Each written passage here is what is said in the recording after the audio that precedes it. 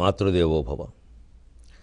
ఏమియు చేతగాక మనసింతయు కట్టగలేక నీదు నిమోమును చూచుచుందు మొగమోటమి లేదు రవంత దీనిలో.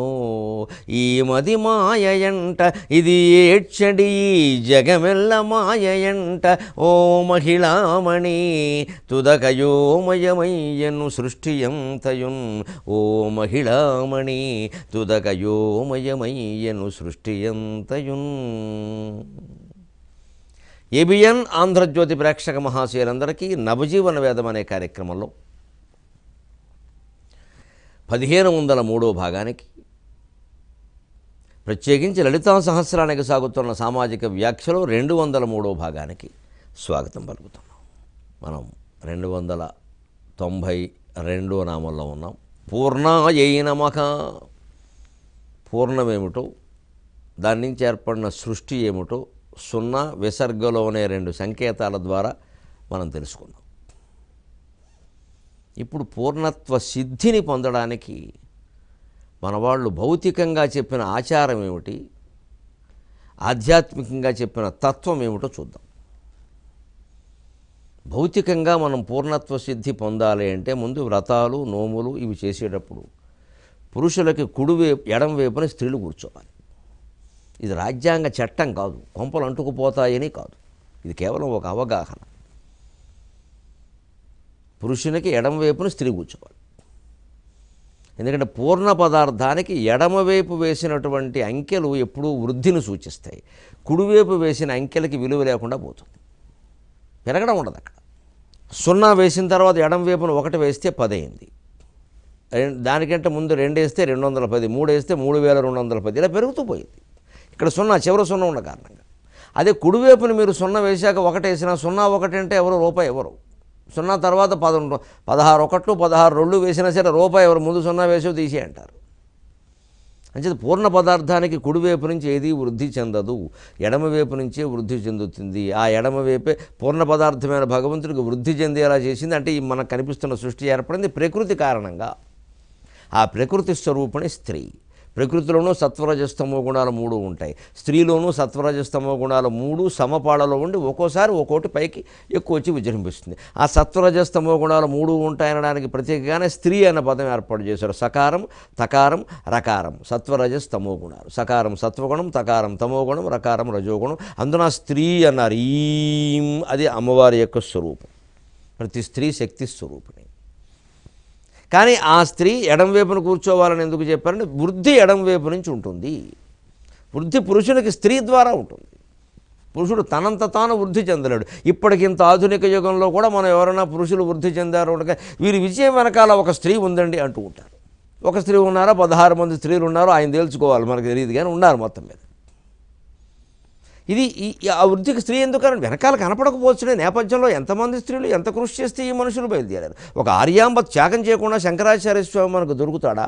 ఒక భువనేశ్వరీదేవి త్యాగం చేయకుండా వివేకానందుడు మనకు దొరికేవాడా? ఒక శారదామాత జీవితాంతం బ్రహ్మచర్యాన్ని పాటించి త్యాగం చేయకపోతే పరమహంస మనకు దక్కేవాడా? ఒక సీతాదేవి సహనం లేకపోతే రామచంద్రమూర్తి చరిత్ర ఇలా లోకంలో వ్యాపించి ఉండేదా? ఒక దమయంతి లేకపోతే నరమహారాజు పరిస్థితి ఏమిటి? ఒక ద్రౌపది లేకపోతే పాండవులు ఆటబొమ్మలు కదండి. ఏం చేతనం వాళ్ళకి ఏం చేశారు కనుక మొత్తం ఉత్సాహాన్ని ఉత్తేజాన్ని కలిగించిందే ఆ మహాశక్తి. అంచేది పూర్ణత్వానికి ప్రతీక అయినటువంటి పురుషునికి ప్రకృతిపరమైన వృద్ధి అనేది స్త్రీ ద్వారా జరుగుతుంది. అది 0కి ఎడం వైపున అంకెలు ఉంటేనే వృద్ధి జరుగుతుంది. కాబట్టి ఎడం వైపున కూర్చోమన్నారు. ఇప్పుడు ఇంకొక రహస్యం ఏమిటంటే విచిత్రంగా అసలు ఈ 0కి ఎడం వైపు కుడివైపు ఎలా నిర్ణయించారంటే అక్కడ తేలిపోతుంది జగన్ మిథ్య అనేది. 0 ఉంది అక్కడ ఎదురుగా, మనం ఒక కాగితం మీద 0 వేసాం. దానికి ఎడం వైపు కుడివైపు ఎలా నిర్ణయించారు? 0కి కుడి ఎడమ ఉంటాయా? ఉండవే. అందుకే పూర్ణాయై నమః. పూర్ణ పదార్థం, దానికి కుడి ఎడమ ఉండదు, పైన కింద అనడానికి కూడా వెళ్ళదు. 0 గుండ్రంగా ఉన్నాక పైన ఎలా అంటారు? అందుకే పూర్ణానికి ఏం చెబుతారు నిర్వచనం ఉపనిషత్తుల్లో? స ఏ ఊర్ధ్వస్తాత్ స ఏ వాధస్తాత్ స దక్షిణతః స ఉత్తరతః స పశ్చాత్ స పురస్తాత్ సే వేదగం సర్వం. ఉత్తరాన ఉన్నది, దక్షిణాన ఉన్నది, పైన ఉన్నది, కింద ఉన్నది, అంతటా ఉన్నది అదేనని. పూర్ణ పదార్థం అంటే అంతే. మరి సున్నాకి పైన కింద ఎలా నిర్ణయం చేస్తారు? ఇది పైన కాకూడదా, అది పైన కాకూడదా? దేన్ని బట్టి నిర్ణయించామో గమనించండి. అదేమిటండి, సున్న నా ఎదురుగా ఉంది, అది పైన అంటే నీ ఎదురుగా ఉండబట్టి నీకేది పైనో అది పైనని, నీకేది కిందో అది కిందని, నీకు ఉత్తరం ఉత్తరమని, నీకు దక్షిణం దక్షిణం, నిన్ను బట్టి దాని దిక్కులు నిర్ణయిస్తున్నావు మిత్రమా. దానికి అవేమీ లేవు, మనం అంగీకరించాలి. ఉపనిషత్తులు చెప్పిన దాన్ని. పూర్ణ పదార్థానికి అవేవి ఉండవు. కుడి ఎడమలు కూడా మనం కూర్చున్న విధానాన్ని బట్టి నిర్ణయించాం. ఎదురుగా సున్నా బొమ్మ వేసి దానికి ఇది కుడి ఇది ఎడమ అని ఎలా చెబుతున్నారండి? ఆయన అటువైపు కూర్చోమనండి, ఏమవుతుందో చూద్దాం. ఈయన ఎదురుగా సున్నా ఉంటే ఇటువైపు కుడి అంటే ఈయన కుడి కుడి అంటున్నాడు, ఈయన ఎడమ ఎడమ అంటున్నాడు. అంటే మన బట్టి జగత్తు ఏర్పడింది, మనస్సు నుంచే ప్రపంచం ఏర్పడింది. అంచేత మిథ్య, మనస్సు మిథ్య. మనస్సుకు పొడుగు లేదు, మనస్సు పొడుగు కాదు, పొట్టి కాదు, మనస్సు లావు కాదు, సన్నం కాదు, మనస్సు ఎరుపు కాదు, నలుపు కాదు, మనస్సు ఉందో తెలియదు, లేదో తెలియదు, ప్రాణం నుంచి ఏర్పడింది. కాబట్టి మనస్సు మిథ్య. మనస్సు మిథ్య కాబట్టి మనస్సు నుంచి ఏర్పడిన ప్రపంచం కూడా మిథ్య.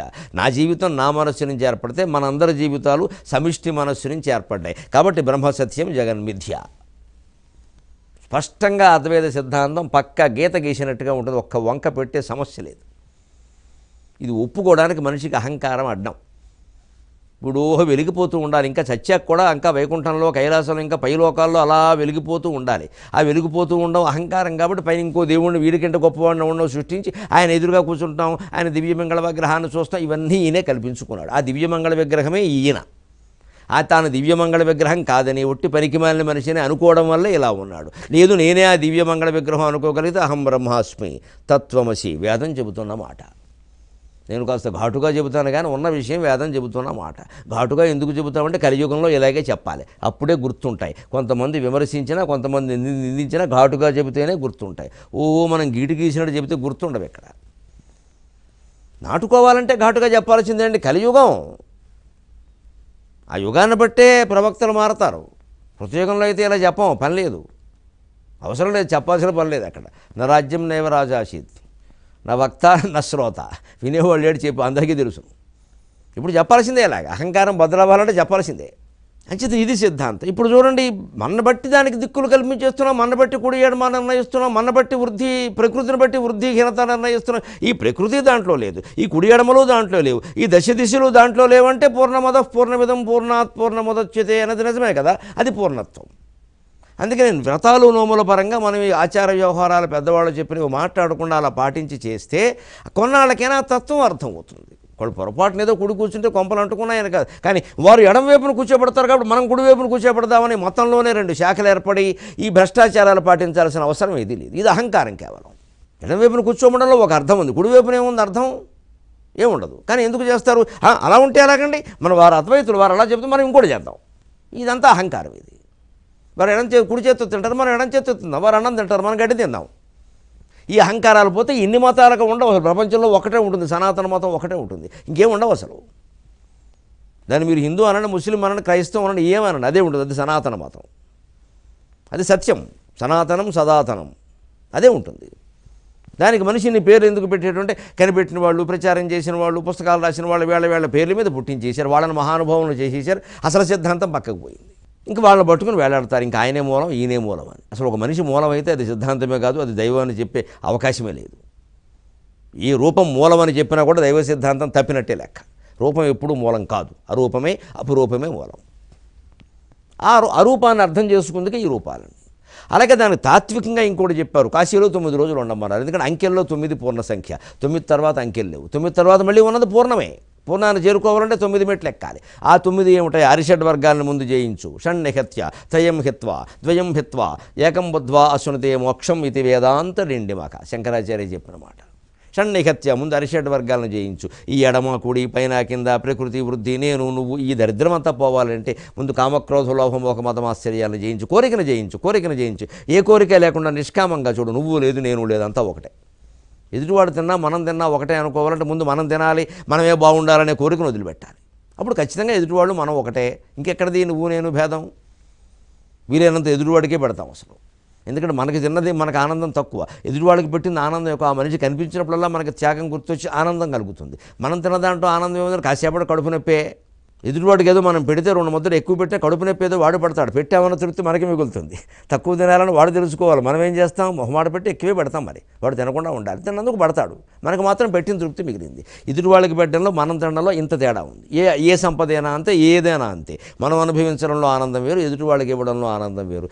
ఈ ఒక్క ఎదుటి వాళ్ళకి ఇవ్వడంలోనే ఆనందం ఉంది అని గ్రహించగలిగితే అన్ని లైంగిక ప్రక్రియ సహా సమస్తమైనటువంటి సుఖాల్లోనూ మనిషి విజయమే సాధిస్తాడు తప్ప అపజయం సాధించే సమస్య లేదు. ఇంతకంటే ఈ విషయం మీద వ్యాఖ్యానించడం మంచిది కాదు, యువతరం గ్రహింతురుగాక. పూర్ణత్వ సిద్ధి ప్రకృతి రూపుడైన జీవుడు ప్రకృతిలో అయోమయంలో పడి ఇదేమీ తెలియక కడక అయోమయమయ్యను సృష్టి ఎంతయున్నని విలపిస్తున్న జీవుడు పూర్ణత్వ సిద్ధిని పొందాలంటే ఏం చేయాలో వేదాంత డిండిమ స్తోత్రంలో శంకరాచార్య చెప్పారు. షణ్నిహత్య త్రయం హిత్వా ద్వయం హిత్వా ఏకం బుద్ధ్వా అశ్నుతే మోక్షం ఇది వేదాంత డిండిమః. షణ్నిహత్య, ముందు అరిషడ్ వర్గాలను జయించు, కోరికని జయించు. కోరికల వెనకాల పడి గాడిదైపోవద్దు, బుద్ధిని సరిచేసుకో, కోరికలు తగ్గించుకో, క్రమంగా నిర్మూలన చేసుకో. ఏ కోరిక లేకుండా సుఖంగా ఉండాలి. మనం ఉన్నది ఎందుకంటే ఎదుటి వాళ్ళ కోరికలు తీర్చడానికి, మన కోరికలు తీరడానికి కాదు. అనుకోగలిగితే ప్రతి జీవి సుఖంగా ఉంటాడు, అతని వల్ల సమాజం కూడా సుఖంగా ఉంటుంది.